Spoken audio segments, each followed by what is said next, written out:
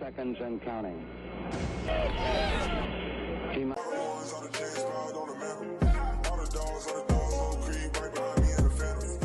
Hey, what's good, guys? It's Clutch and Timmy here, back in another video. And for today's video, we're going to talk about the Houston Texans. And the Houston Texans have just traded for superstar wide receiver Stefon Diggs. And I just woke up. I was just casually getting my phone, seeing what time it was, blah, blah, blah. And then I see a Twitter notification. Houston and the Bills will meet up again for something this season. I was like, why is Ian Rappaport just randomly saying this? Like, what is the reasoning behind this? I open up my phone, I see the alerts, and it's like we traded for Stefon Diggs, and I'm like, what? I don't know, it's so random. I don't want to say random because we have been on the hunt for a receiver, and Stefon Diggs fits that mold of type of receiver that we've been looking for. Kind of similar to Keenan Allen. Keenan Allen is that very agile, quick route runner. He isn't going to beat you most of the time with the speed. He's not going to beat you off of the line with the speed, at least. He's going to beat you with the route running, and he's a master at that. And Stefon Diggs is just that as well. You could put him in the slot comfortably. You could put him outside comfortably. It looks like Houston's probably going to be mixing up their personnel a lot because, you have three, in my opinion, capable number one receivers. Stefon Diggs has been a number one in his career. Tank Dell, I think, could be a number one in a certain particular offense. I don't think he could carry the amount of the workload for a whole season, but he could be a number one at times. And Nico Collins, we saw him at the end of the season last, 6 games or whatever it was. He was a number one for those last few games. So Houston, technically, I think they have three capable number one receivers. I think Houston has the best receiver core in the NFL right now. And not to mention you have John Mechie behind them. You have possibly Robert Woods if you don't cut him behind him. You have Noah Brown, who had a few good games last year. A few great games actually last year. And then you have Xavier Hutchinson still, who could still mold and develop.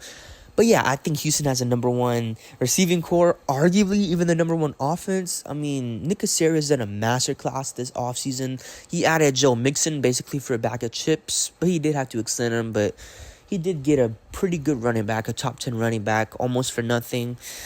He's probably going to try and retain Nico Collins. I'm not sure how the contract thing is gonna play out. I think we will extend him. If it's not this year, it is next year, but we will definitely extend him.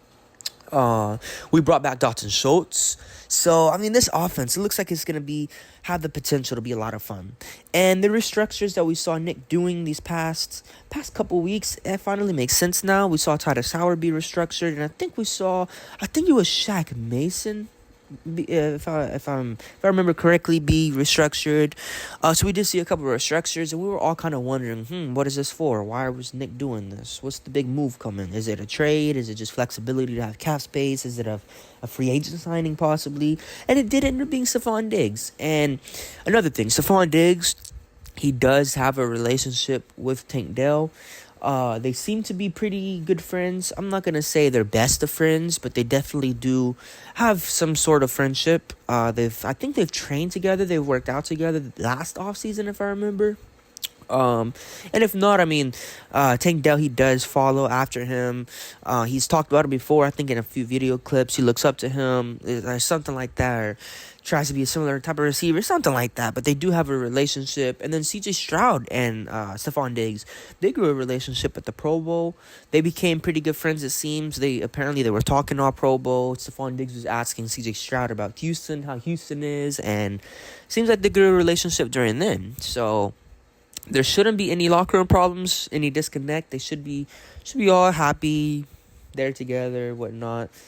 But yeah, I'm very much in favor. Let me read what the exact compensation was. So Houston gave up a 2025 second-round pick, which is going to be Minnesota's. So that has the potential to be a high second-round pick, almost a late first, basically, essentially.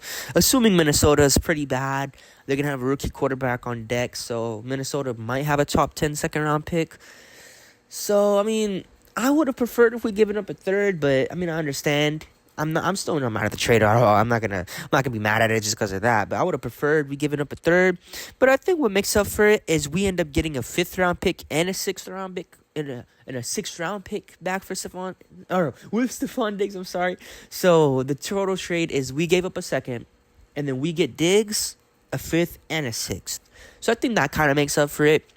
I feel like if we didn't get that 5th and 6th back, it probably would have been a 3rd, and I probably would have liked that more. But Nick, he always likes to have extra capital to make moves up and down around the draft, so he probably wanted that extra 5th, extra 6th to say, hey, we have a pick in the 4th. We'll give you this 5th round pick to move up like 20 spots or something, 10 spots, whatever it is. I don't know. So that's probably how Nick Casario saw it. He probably saw it as extra ammunition to be able to move around the draft. But yeah, the Houston Texans, they probably have a top 5 offense, a top 1 receiving core, weapons all over, and this is the type of move you make when you have a rookie quarterback. You go out, you get a top 10 receiver and to add into your offense and watch him grow even more. I really, really like this move. I don't know what more I can say about it. I feel like I covered most of the bases, most of the points. I really, really like it again. Anybody that has questions about his character's concerned, I feel like most of that went away with the excitement of getting a top 10 receiver. But if you still have that character concern, I'm not here to really change your mind because I think there is slight concerns about it. He does have a little bit of ego, but I think that's okay, especially when you're trying to win. Just get him locked into a church with C.J. Stroud. Let C.J. Stroud take him to church every Sunday, every Saturday, every Monday, every Tuesday. Take him to the teams. I think they have a chapel with the Texans, like inside the organization. I think they have a chapel or something, or some type of preacher or something. Take Stefon Diggs with you every single time you go. Don't go without him. I think try to get his mind right and everything. I'm not even sure if there's anything wrong. Just get him on board with being a great teammate for the team, and I think he will be again. I think that's kind of overblown. I think the media just does a lot of that, but yeah, I'm very excited for the trade. Let me know what y'all guys think down below in the comments. It's been Clutch City Entertainment, and hope you guys have a good day. Peace.